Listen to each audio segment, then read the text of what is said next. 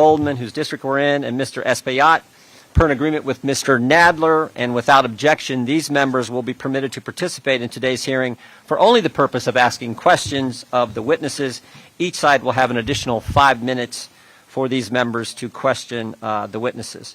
The chair now recognizes himself for an opening statement. Mr. Chairman, I have a unanimous consent request. Gentleman from Florida is recognized. Mr. Chairman, I seek unanimous consent. I understand Mr. Alba may be utilizing the services of an interpreter today, and so that the interpretation time would occur off the clock so that we might be able to ask questions of Mr. Alba. Without objection, so ordered. While we're speaking of time, I know we have to be back in the Capitol tonight for some votes, so the chair will probably be pretty darn strict with the 5-minute rule, but we want to make sure all our witnesses get their full 5 minutes and members get their time to question. Today's hearing is about the administration of justice and keeping communities safe, something that has always been a central focus of the House Judiciary Committee. Our witnesses today have felt the effects of crime up close and personal.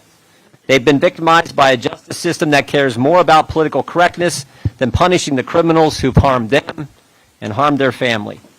We thank them for being here and sharing their story. Their stories are emblematic of a city that's lost its way when it comes to fighting a crime and upholding the law. As we all know, fairness under the law is a bedrock principle of American democracy. In this country, justice is supposed to be blind, regardless of race, religion, or creed. However, here in Manhattan, the scales of justice are weighed down by politics. For the district attorney, justice isn't blind. It's about looking for opportunities to advance a political agenda, a radical political agenda. Rather than enforcing the law, the DA is using his office to do the bidding of left-wing campaign funders. He's taken a soft-on-crime approach to the real criminals. One of Mr. Bragg's first actions upon taking office in January of 2022 was to put out a memo that directed his assistant district attorneys not to prosecute certain crimes, including trespassing and resisting arrest. The memo also stated that armed robberies should not be prosecuted as felonies. Instead, they were to be considered as misdemeanor larceny unless someone was shot during the course of the robbery. Thank goodness, after a backlash from police groups and the public, Mr. Bragg agreed to prosecute some robberies as felonies, but left the rest of the memo in place. The president of NYPD Detectives Endowment Association said, quote, "Bragg gives criminals the roadmap to freedom from prosecution and control of our streets. In Bragg's Manhattan, you can resist arrest, deal drugs, obstruct arrest, and even carry a gun to get away with it." And guess what happened under this new policy? More crime. In 2022, Mr. Bragg's first year as district attorney, New York City saw a 23% surge in major crimes. Felony assaults rose 13%, robberies spiked 26%, burglaries in New York City went up 23%, grand larcenies were up 26%, and auto theft increased 32%. Transit crime surged nearly 30%. Imagine that. You leave criminals on the street, you get more crime. Patrick Lynch, the president of the Police Benevolent Association, said, "Police officers don't want to be sent out to enforce laws that the district attorneys won't prosecute. There are already too many people who believe that they can commit crimes, resist arrest, interfere with police officers, and face zero consequences." We should take a minute here to thank our brave men and women in law enforcement. We got a number of them right here in this building. Thank you for what you do.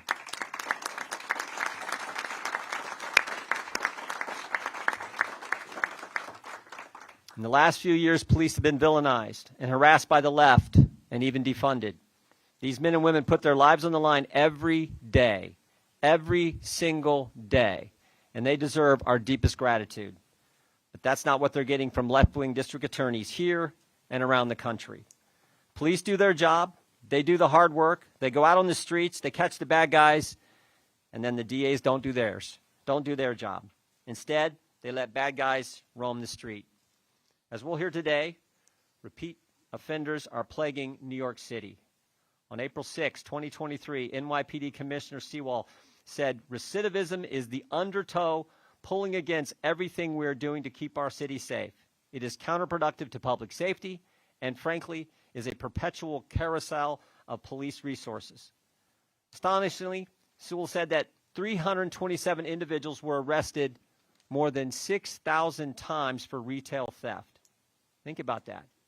327 individuals responsible for 6,000 retail thefts, what we used to call stealing, taking someone else's property. Each person arrested on average 20 times. Maybe we wouldn't have had that problem if they'd arrested them and kept them in jail after the first, the second, or maybe even the 19th time.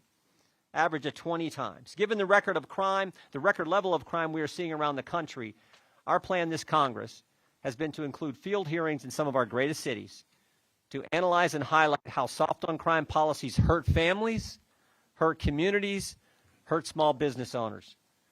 We believe it's important to hear from victims and their families who simply want to share their stories, hoping that it will help create change so other families don't have to suffer like they did. What better place to start than New York City, where videos of violent, senseless attacks appear almost daily, and where the DA of Lower Manhattan earned a reputation for caring more about the perpetrators of crime than the victims. Thanks again to all our brave witnesses for being here. And thanks to the NYPD, the Capitol Police, and the Federal Protective Services for all they do to keep people safe. And now